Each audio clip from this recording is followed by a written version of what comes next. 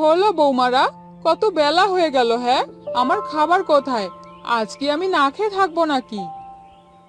এই যে মা, আপনার খাবার। আমি গরুর মাংস দিয়ে আপনার জন্য খাবার এনেছি। মা, আমি আপনার জন্য মাছ দিয়ে ভাত এনেছি। আপনার তো মাছ অনেক পছন্দ। মা, আমি আপনার জন্য খাসির মাংস দিয়ে ভাত এনেছি।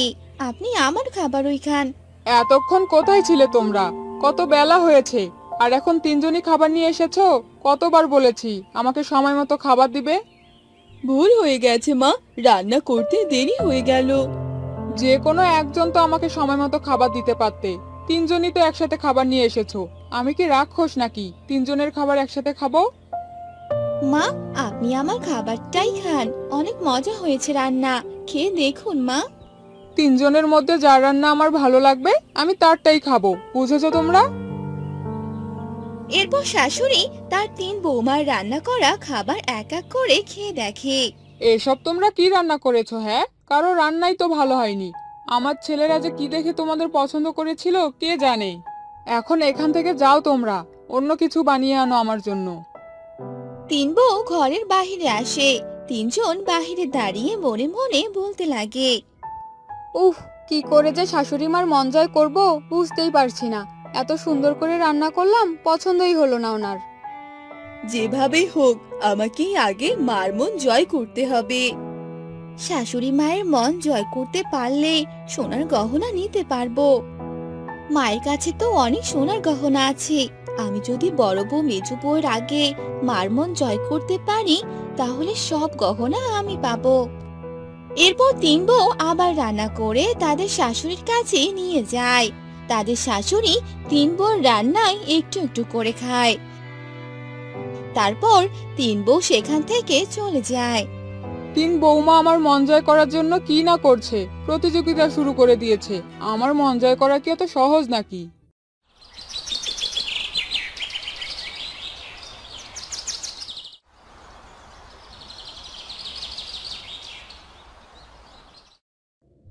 এরপর পরের দিন সকালবেলা তিন বউ খাবার নিয়ে শাশুড়ির কাছে যায়।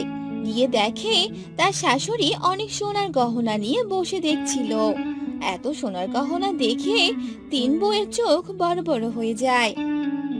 ও মা, এত সোনার গহনা আপনার কাছে? মা, আপনার কাছে এত সোনার গহনা আছে জানতাম না তো। মা, আমাকে একটা গহনা দিন না। কত সুন্দর গহনাগুলো মা। না মা, আমি এবারে বড় বউ, আপনার আমাকে আগে দেয়া উচিত। মা, আমি তো এবারে ছোট বউ। ছোট বউরা তো আদরের হয়, বেশি পায়। আমাকে দিন মা। চুপ করো তোমরা। আমি কি তোমাদের দেওয়ার জন্য এই গহনাগুলো বের করেছি নাকি? তোমরা এসব গহনা পাওয়ার যোগ্য হওনি। মা, আমরা অযোগ্য হলাম কিভাবে? আমরা তো সব কাজ ঠিকঠাক ভাবেই করি। হ্যাঁ, দিদি তো ঠিকই বলেছে। তোমাদের মনে অনেক হিংসা, কেউ কাউকে দেখতে পারো না। সব সময় তিনজনই শুধু প্রতিযোগিতা করো, কে আগে আমার মন জয় করবে আর কে গহনা নিবে। ভালোবেসে মন থেকে তোমরা কিছুই করো না। এসব আপনি কি বলছেন মা? তোমাদের প্রতিযোগিতা করার খুব শখ, তাই না? তোমাদের তিনজনের মধ্যে প্রতিযোগিতা নিব আমি। যে প্রথম হবে তাকেই আমি সব গহনা দিব। ঠিক আছে মা, আমি তৈরি। আমিও তৈরি মা। হ্যাঁ মা, আমিও তৈরি। বলুন কি করতে হবে আমাদের? ঠিক আছে, কাল সকালে বলবো। কাল থেকে শুরু হবে তোমাদের প্রতিযোগিতা।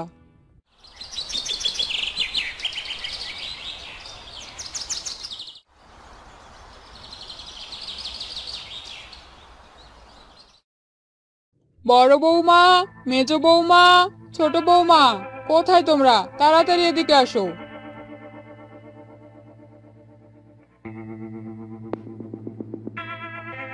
হ্যাঁ মা, এই তো আমরা। বলুন এখন আমাদের কি করতে হবে?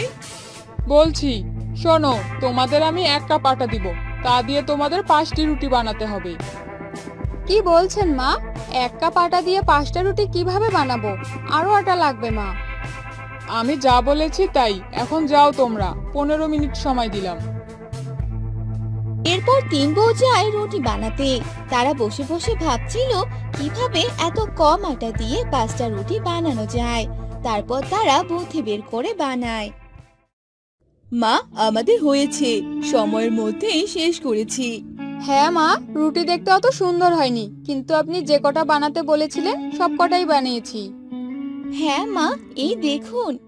হুম, তা তোমাদের মাথায় বুদ্ধি আছে দেখছি। কি যে বলেন না মা। শোনো বৌমারা, এইসব গহনা আমি তোমাদের জন্যই রেখেছি। এসব নিয়ে কি আমি স্বর্গে যাব নাকি? শোনো, তোমরা তিন বউ সারা জীবন মিলেমিশে একসাথে থাকবে, বুঝেছো? এই সংসার এখন তোমাদের। আমি কদিনই বা বাঁচবো। এভাবে বলছেন কেন মা? আমরা আমাদের ভুল বুঝতে পেরেছি, আপনি কোনো চিন্তা করবেন না। হ্যাঁ মা, আমরা তিন বউ তিন বোনের মতো থাকবো এখন থেকে। তাহলে তো ভালোই হলো। আমি এখন মরেও শান্তি পাবো। এই দিন দেখার জন্যই তো অপেক্ষা করছিলাম। এরপর সেই গহনা তিন বউকে সমানভাবে ভাগ করে দেয়, আর তারা মিলেমিশে সুখে শান্তিতে থাকতে লাগে।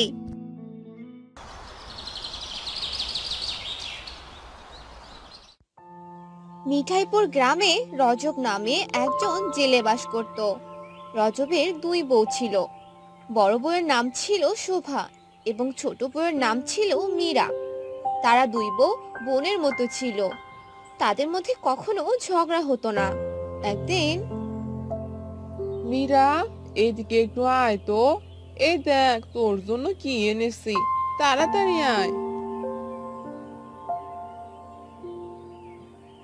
বলো, কি হয়েছে? এই দেখ, আমি বাজার থেকে তোর জন্য একটা লাল টুকটুকে শাড়ি নিয়ে এসেছি। বাহ দিদি, অনেক সুন্দর শাড়ি।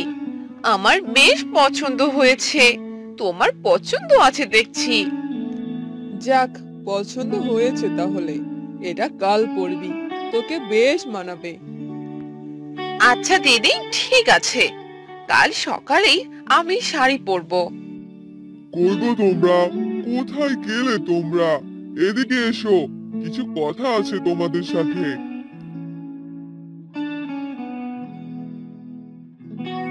হ্যাঁ গো, বলো কি হয়েছে? কই রে ছোট, কোথায় তুই? এদিকে আয় তাড়াতাড়ি।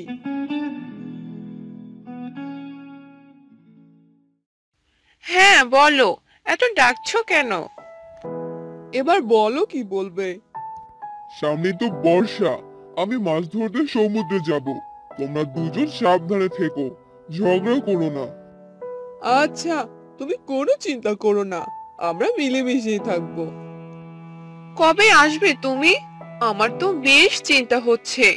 এই বর্ষায় যদি তোমার কিছু হয়ে যায়, তাহলে আমাদের কি হবে? আরে ছোট বউ, তুমি এত চিন্তা করো না, আমার কিছুই হবে না। মাছ ধরতে না পারলে তো লাভ হবে না, সংসারটাও তো চালাতে হবে নাকি? আমি আসছি এবার। এই বলে রজব বাড়ি থেকে বের হয় সমুদ্রের উদ্দেশ্যে।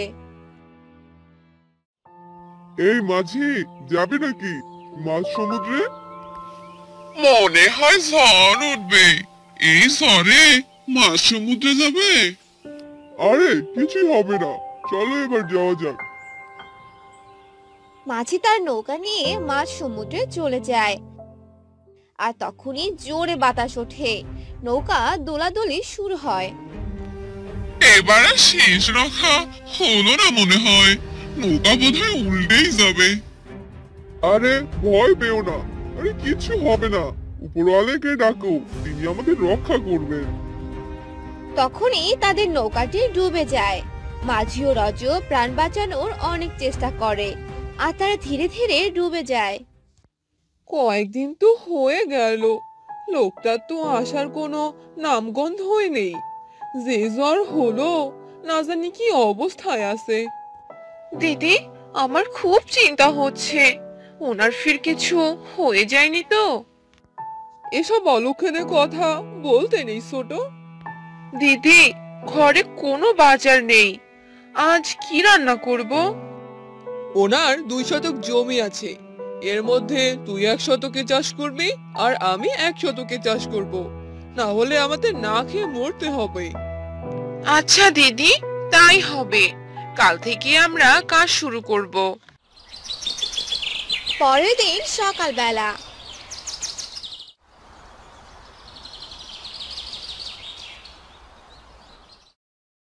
শোভা আর মীরা জমিতে চলে গেল আর কোদাল দিয়ে মাটি উর্বর করতে লাগলো।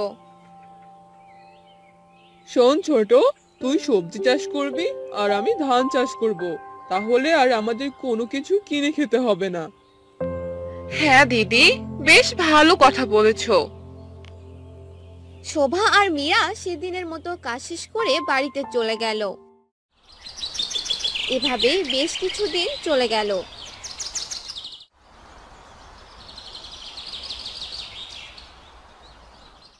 তারা দুজন মিলে জমিতে চাষ করতে লাগলো। মীরা, আর কতদিন এভাবে চলবে বলতো?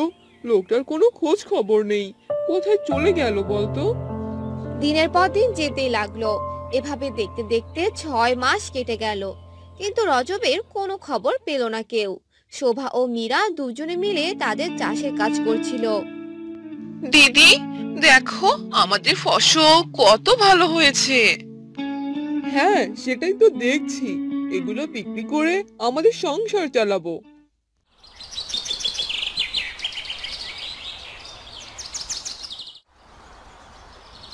পরের দিন সকালবেলা শোভা ও মীরা দুজনই জমিতে চলে গেল আর সব সবজি তুলতে লাগলো। সবজি তুলে দুজনে বাড়ি ফিরে গেল। কাল সকালে এগুলো বাজারে বিক্রি করে আসবো, আর আসার সময় সংসারের যাবতীয় জিনিস নিয়ে আসবো।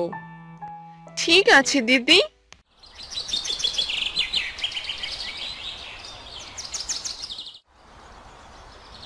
পরের দিন সকালবেলা শোভা ও মীরা দুজনে মিলে বাজারে গেল। তাদের চাষ করা সবজিগুলো আর ধানগুলো বিক্রি করে অনেক টাকা পেল। দিদি, আমরা তো অনেক টাকা পেলাম, এগুলো দিয়ে বেশ ভালো দিন কাটবে। হ্যাঁ রে, ঠিক বলেছিস। শোভা ও মীরা বাড়িতে চলে এলো। এভাবে বেশ কিছুদিন কাটতে লাগলো। শোভা ও মীরা দুজনে বোনের মতো থাকতে শুরু করলো। দিদি, ও দিদি, দেখো কে এসেছে। কে এসেছে দেখি? রজব তাদের বাড়ির উঠোনে এসে বসেছিল। ওগো, তুমি এসেছো? এতদিন কোথায় ছিলে তুমি? তোমার কোনো খোঁজ পাইনি। ঠিক আছো তো তুমি? কিছু হয়নি তো তোমার? তোমার চেহারার এই অবস্থা কেন? সব শেষ হয়ে গেছে বউ। সেদিন সমুদ্রের মাঝে যাওয়ার সময় আমাদের নৌকাটি ডুবে গিয়েছিল। মাঝে সেদিনই মারা যায়। আমি সমুদ্রের ঢেউয়ে ভেসে একটা তীরে গিয়ে পৌঁছাই। সেখানে ছিল গহীন জঙ্গল। আশেপাশে কোনো গ্রাম ছিল না, কোনো মানুষ ছিল না। আমি খাওয়ার জন্য কিছু পেতাম না। সামান্য কিছু ফল দিয়ে আমার দিন চলে যেত। সবসময় জন্তু জানোয়ারের ভয় ছিল। আমি বাড়ি ফেরার কোনো পথ খুঁজে পাচ্ছিলাম না। আজ পেলাম, তাই চলে এলাম। উপরওয়ালার কাছে লাখো শুক্রিয়া যে আমাদের কাছে তোমাকে ফিরিয়ে দিয়েছে। এসো, ঘরে এসো, হাত মুখ ধুয়ে তাড়াতাড়ি খাবার খেয়ে নাও। হ্যাঁ, এসো, আমি তোমার জন্য খাবার রেডি করছি। রজব ও তার দুই বউ মিলে খেতে বসে যায়। আজ কতদিন পর সবাই একসঙ্গে খেতে বসেছি বলো? এভাবে গল্প করতে করতে খাবার খাওয়া শেষ করে সবাই, আর অনেক হাসাহাসি করতে থাকে। বউ, এখন আমি কি করব? আমার তো কোনো কাজ কর্ম নেই। তাহলে সংসার চালাবো কি করে? আরে, তুমি এত চিন্তা করো না। তোমার যে 2 শতক জমি ছিল, সেই জমি আমি আর ছোট মিলে চাষ করি, আর সেখান থেকে আমাদের সংসার চলে যায়। বাহ বউ, তোমাদের বুদ্ধি আছে দেখছি। আমি ওই জমি তোমাদের নামে লিখে দিব। তোমরা দুইজন ওখানেই চাষ করবে। শোভা আর মীরা এতে ভীষণ খুশি হয়ে যায়। আচ্ছা, ঠিক আছে। এখন থেকে তোমরা ওই জমিতে কাজ করবে, আর আমি তোমাদের কাজে সাহায্য করব। ঠিক আছে, যা ভালো মনে করো তাই হবে। কাল থেকে তাহলে চাষের কাজ শুরু করব। হ্যাঁ, তাই করব। এবার সবজির সাথে আলু চাষ করব। আচ্ছা, ঠিক আছে বউ।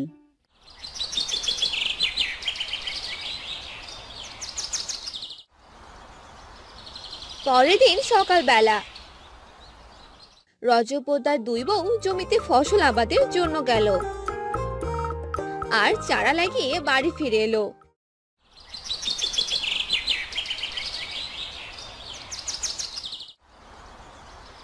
কিছুদিন পর দেখো আমাদের জমিতে কত ভালো ফসল হয়েছে। হ্যাঁ, তাই তো দেখছি। আজই সব ফসল তুলে বাজারে বিক্রি করব। রজব বিকেল বেলা জমির সব ফসল বাজারে নিয়ে গেল আর সেগুলো বিক্রি করে অনেক টাকা পেল আর খুশি হয়ে বাড়িতে ফিরে এলো। কই গো তোমরা, এদিকে এসো। দেখো কত টাকা পেয়েছি, অনেক লাভ হয়েছে আমাদের। শোভা ও মীরা বেশ খুশি হয়। রজব হাসতে হাসতে বলে, তোমাদের দুই বউয়ের জমি।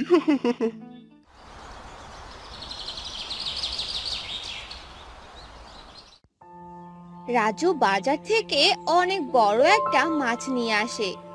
এত বড় মাছ দেখে তার বউ জিমি চিৎকার করে ওঠে। এই, তুমি এত বড় মাছ কোথা থেকে নিয়ে আসছো শুনি? বাজারে এই মাছটা দেখলাম, মনে হলো অনেকদিন থেকে ভালো মন্দ খাওয়া হয় না, তাই মাছটা নিয়ে আসলাম। ভালো করছি না বলো? কে, তুমি এত বড় মাছ কিনে এনেছো? সত্যি করে বলো, কত টাকায় কিনেছো? এত বড় মাছ মাত্র 300 টাকায় পেয়েছি। 300 টাকা দিয়ে তুমি মাছ কিনে এনেছো? তুমি জানো 300 টাকায় আমাদের 10 দিনের বাজার হয়ে যেত। মেয়েটাকে একটু ভালো মন্দ না খাওয়ালে হয়?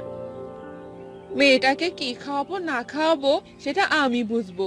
তুমি যাও, মাছটা ফেরত দিয়ে আসো। ঠিক আছে, আমি এক্ষুনি মাছটা ফেরত দিতে যাচ্ছি। রাজু মাছটা ফেরত দিতে যাচ্ছিল, এমন সময় মেয়ে এসে বলল, বাবা, ও বাবা, আমার না জুতো ছিঁড়ে গেছে, আমাকে এক জোড়া জুতো এনে দিবে? জুতো ছিঁড়ে গেছে মানে? নতুন জুতাটা ছিঁড়ে ফেললি? মা, তুমি এই জুতোটাকে নতুন জুতো বলছো? তুমি বলো, এই জুতোটা আমি কতদিন ধরে পরছি? ঠিক আছে মা, আমি আসার সময় তোর জন্য জুতা নিয়ে আসবো। জুতা আনতে হবে না, এই জুতাটাই সেলাই করে দিব। এই জুতাটা আর কতবার তুমি সেলাই করবে মা? আমার জুতা দেখে সবাই হাসাহাসি করে। হাসাহাসি করে করুক, এখন এক জোড়া জুতো কিনতে কত টাকা খরচ জানিস?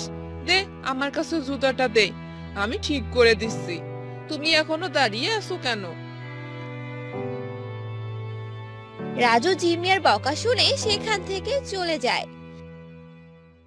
জিমি রিমির জুতা ঠিক করছিল, তখন পাশের বাড়ি থেকে কামিনী আসে তাদের বাড়িতে। ভাবি, কি করছেন আপনি? এই তো ভাবি, জুতা ছিঁড়ে গেছে তাই ঠিক করছিলাম। ভাবি, এই জুতোটা আর কত সেলাই করবেন? এখন এটাকে বাদ দিয়ে দিন।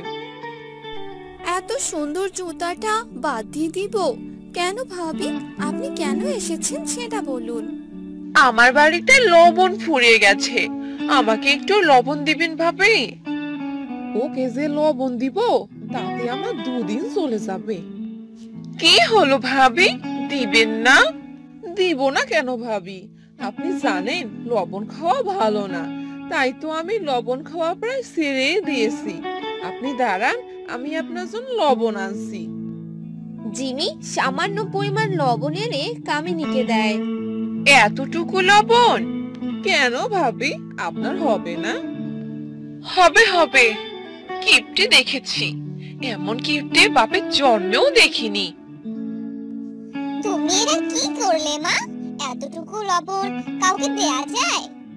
এই চুপ কর, এতটুকু লবণ, আমার যে কতগুলো লবণ চলে গেল জানিস?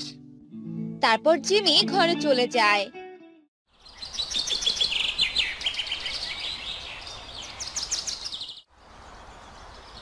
পরের দিন,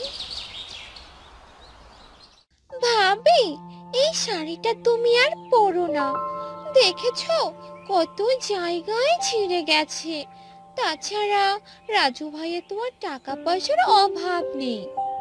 এখন শাড়ির যে দাম ভাবি, এটা চলছে চলুক। যাই ভাবি, আমি বাড়িতে যাই। এই বলে জিমি বাড়ির দিকে রওনা দিতেই হেনা বলে, কিপটে দেখেছি, কিন্তু এমন কিপটে আমি আর কখনো দেখিনি। জিমি বাড়ি ফিরতেই দেখে মা আর বোন বাড়িতে এসেছে। এ কি মা, তোমরা কখন এসেছো? এই তো এলাম মা, এসে তোকে খুঁজছি। দিদি, মা একা আসেনি, আমিও এসেছি। তুইও এসেছিস? কেন, তুমি খুশি হওনি? হ্যাঁ হ্যাঁ, অনেক খুশি হয়েছি। খুশি না, ছাই হয়েছে। মা যে কিপটা। আরে মামুনি, কেমন আছো তুমি? এই তো খালামণি, অনেক ভালো আছি। তারা সকলে কথা বলতে থাকে। এমন সময় রাজু আসে সেখানে। মাঝে কেমন আছেন আপনি? সাথে রাইমাও এসেছে দেখছি। জিমি, তাহলে আমি বাজারে যাচ্ছি। তোমাকে বাজারে যেতে হবে না, মা বাজার করে নিয়ে এসেছে। আমি দোকান থেকে একটা ডিম কিনে নিয়ে আসব। তোমাকে নিয়ে আর পারলাম না, তোমার যা মন চায় তাই করো। মনে করেছিলাম আজ নারীরা এসেছে, একটু ভালো খাওয়া দাওয়া হবে, সেটাও কপালে নেই। ধর, কিছু ভালো লাগে না। রাজু রাগ করে সেখান থেকে চলে যায়। জিমি ডিম কিনতে দোকানে আসে। ভাই, একটা ডিম দাও। এই নিন ভাবি, আপনার ডিম। 5 টাকা 50 পয়সা হয়েছে। এই নাও 6 টাকা, 50 পয়সা ফেরত দাও। আমার কাছে 50 পয়সা নেই ভাবি, আপনি একটা চকলেট নিন। আমার চকলেট লাগবে না, আমাকে 50 পয়সা দাও। তাহলে অন্য সময় খরচ নিয়ে 50 পয়সা কম দিয়েন। বুঝেছি, এসব তোমার টাকা না দেওয়া ধান্দা। তোমার ডিম তুমি ফিরিয়ে নাও, আমার টাকাটা দিয়ে দাও। দিন দিন, সেটাই ভালো হবে। জিমি টাকা ফেরত নিয়ে চলে যায়। এই কিপটে দেখেছি, রাজুর বউয়ের মতো এমন কিপটে একটাও দেখিনি। 50 পয়সার জন্য 1 ঘন্টা থেকে দাঁড়িয়ে আছে। রাতের বেলা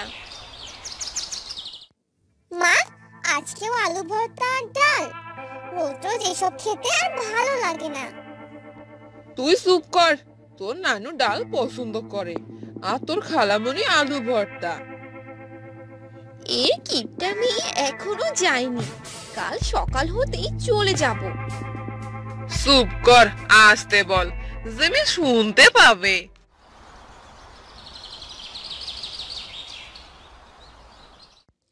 সকাল হতেই জিমির মা আর বোন চলে যায়। আর এভাবে জিমির কিপটামি চলতে থাকে। গ্রামের সবার মুখে রাজুর বউয়ের কিপটামোর কথা ছড়িয়ে পড়ে।